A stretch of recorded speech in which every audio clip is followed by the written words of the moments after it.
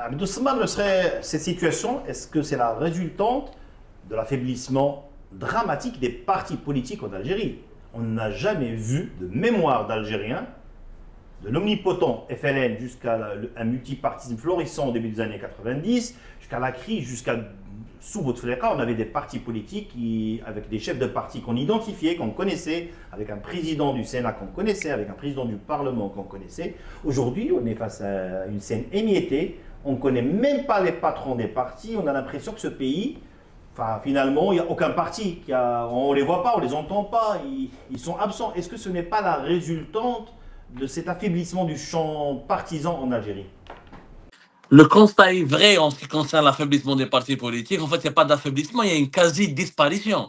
Tebboune, il a tué les partis politiques. Il les a vraiment tués. Le FFS, comme le disait Mounaïm, il n'a plus de supporters. Hein. Le FFS n'est qu'un symbole. Lors de la participation aux élections de septembre 2024, il n'a même pas eu 1%. Même pas 1%. J'imagine que Karim, avec ton papillon, en Algérie, tu aurais pu avoir au moins 2%. Lui, il n'a même pas eu 1%. Comme le franc, quand même, on parle du FFS, de Aït Ahmed. Tebboune a tué les partis politiques. Toutes les personnes. Ouais, toutes les formations politiques ont été décapitées. Les opposants ont été placés sous contrôle judiciaire. Ali Rderi a été maintenu en détention. Les opposants ont été forcés de s'exiler. Le MSP, Abdelazar Mokri, il a été obligé de dégager de son parti. C'est toutes les personnalités. Saïd Narza a voulu faire de la politique, elle a été emprisonnée. Tebboune a créé le vide autour de lui. Tebboune a voulu faire comme Erdogan, anesthésier la scène politique pour laisser de la place que pour les personnes qui lui sont loyales. Le résultat, il est là, mais le choix des premiers, la question de l'instabilité des premiers ministres, elle n'est pas en relation avec les partis politiques. En réalité, comme le dit Mounam, ce n'est pas une instabilité, c'est un manque d'inefficacité. C'est que le régime n'est pas efficace. Plutôt. Il y a un manque, c'est pas ça. Il y a un manque d'efficacité. Le Premier ministre est censé être le capitaine d'équipe dans une équipe de football. C'est pas l'entraîneur qui rentre et qui marque. Voilà la politique. Le président ne peut pas diriger tous les départements ministériels s'il n'a pas un bon capitaine, un bon entraîneur. Tebboune ne peut pas avoir de Premier ministre à ses côtés parce qu'il ne le laissera jamais travailler. Parce qu'il va se méfier de lui. Il n'aime pas les personnes populaires. L'Amamara, rappelez-vous, l'Amamara, il a essayé de composer avec lui 2 ans, difficilement. Il n'a jamais voulu de lui. C'est Chaïd Chengri Hafid Armé qui lui a imposé l'Amamara. Il a fini par avoir sa peau. Toutes les personnes qui sont brillantes ne peuvent pas travailler avec Abdelmajid Tebboune. C'est malheureusement une vérité. Du coup, moi je leur ai proposé, franchement, le poste de Premier ministre devrait être supprimé. On devrait mettre le directeur de cabinet de Tebboune directement. Même le gouvernement ne sert à rien en ce moment en Algérie. Franchement, moi je leur ai dit, on aurait dû faire des économies. Mais qui gère l'Algérie? D'accord, je suis d'accord avec toi. Mais qui gère aujourd'hui l'Algérie? Tebboune et son entourage, Tebboune et son cabinet. Tout est dirigé par Tebboune et son directeur de cabinet. Il n'y a ni armée, ni gendarme, ni service secret. Chengri Khan ne se mêle pas du tout des affaires politiques et économiques. Il se mêle que des questions de sécurité nationale. On l'a vu quand même à El Harrach, visiter les blessés. Ne me dis pas qu'il ne s'occupe pas de choses civiles. Non, ça Chengri Khan l'a fait parce qu'il y avait Boualam Boualam qui était là avant lui. Quand il a vu à la télé Boualam Boualam là, il s'est énervé, il a dit c'est pas normal, lui il apparaît, moi j'apparais pas, j'impose. Je veux dire l'armée elle est là.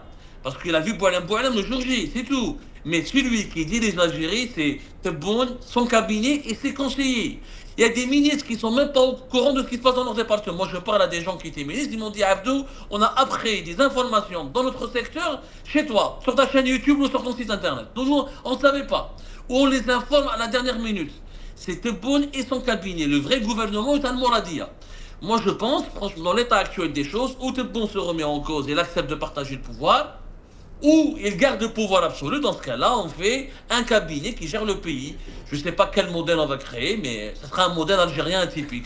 Mais en tout cas, le prochain Premier ministre, d'ailleurs l'actuel Premier ministre, c'est Ferré, c'est pas sérieux. Il n'a jamais été... Ça fait 6 mois qu'il était enseignant. C'est comme si demain le Maroc va nommer Mounaïm Premier ministre. Ça fait 6 mois, il n'a jamais fait de politique. Il a de la gueule, Mounaïm. Il a de la gueule. Il peut prendre de bonnes décisions quand même. Beaucoup d'expérience. Non, c'est pour vous dire, c'est que c'est quelqu'un qui n'a jamais eu d'expérience. Il a été ministre pendant quelques mois. Et il y a 6 mois, il était inconnu, c'est Ferré. C'est un enseignant.